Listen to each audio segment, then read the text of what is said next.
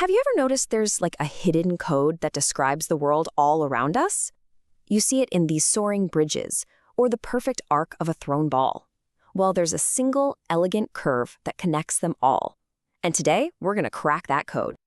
So let's start with a little mystery, right? What do you think is the one thing that connects the thrilling drop of a roller coaster, the incredible span of a suspension bridge, and that satisfying swish of a basketball hitting nothing but net? Well, the answer isn't some object or a specific material. It's a shape. It's this perfect U-shaped curve that kind of governs motion and architecture. And honestly, once you start looking for it, you'll start seeing it absolutely everywhere. And that beautiful universal shape, it has a name, the parabola. And this is the fundamental shape we're going to be exploring today. Okay, but to really truly understand the parabola, we need to learn how to speak its language. And you guessed it, that language is mathematics. So let's start decoding.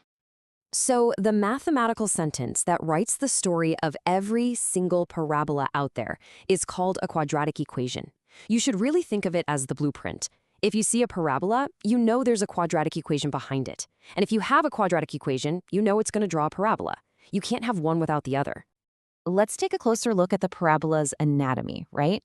Every single one has what's called a vertex. That's its absolute highest or lowest point.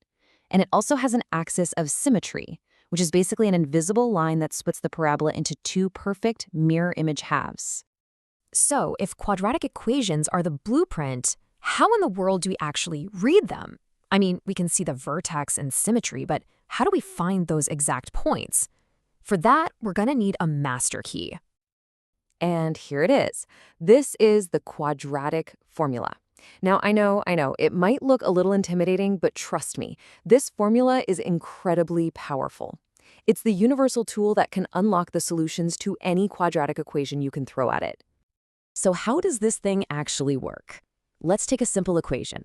X squared plus x minus 6 equals 0.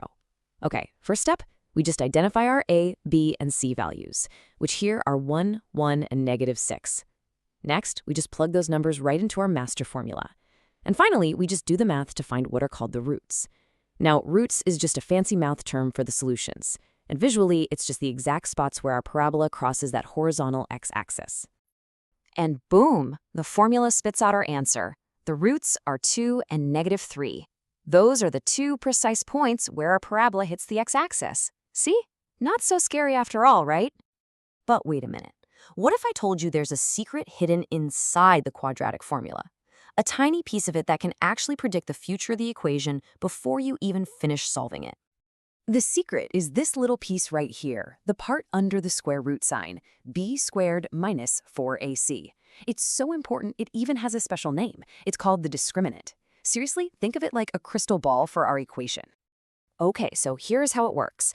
If you calculate the discriminant and the number is positive, bigger than 0, you instantly know your parabola is going to cross the x-axis in two separate places. You're going to get two unique solutions, just like in that example we just did. Now, what if the discriminant is exactly 0? Well, this tells you the parabola is going to come down and just perfectly kiss the x-axis at a single point, which happens to be its vertex. So you only get one solution. And the last case, if the discriminant is a negative number, it means the parabola completely misses the x-axis altogether. It just floats entirely above or entirely below it, never crossing. So in this case, there are no real solutions to find. Okay, so this is some really fascinating math for sure, but let's bring it all back down to earth. How does knowing all this stuff actually help someone in the real world? Let's meet Alyssa. She's practicing her free throws, and she's getting super frustrated. She realizes she's throwing the ball too flat. And her insight here is actually the key. The path of the ball needs to be a curve, an arc. She's figuring out, without even knowing the word, that the ball has to follow a parabola. And believe it or not, we can model her exact shot with this quadratic function. Each little piece of this equation represents a real-world force. The negative 4.9t squared, that's the constant downward pull of gravity.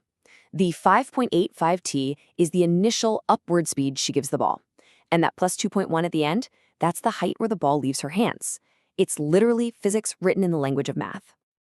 So here's our problem to solve. We know that it takes exactly 1 second for her shot to reach the hoop. Using her equation, can we figure out the exact height of that basketball hoop? Oh, yeah, we absolutely can. By plugging in 1 for the time t into the equation, we find out the height is 3.05 meters. I mean, that is the power of this math. It gives us these incredibly precise, predictable answers about the real world. So here's the crucial takeaway. Math isn't just a bunch of numbers on a page. By understanding the properties of the parabola, Alyssa can actually visualize the arc she needs to make and tangibly improve her game. We went from an abstract formula to a better free throw. How cool is that? And that's it, the hidden code of curves. It's written into the flight of a ball, the design of a bridge. It's even the reason a satellite dish works. It's a code we don't just see, but one we use to build and engineer our world. So now that you know its secret language, the only question left is, where will you see it next?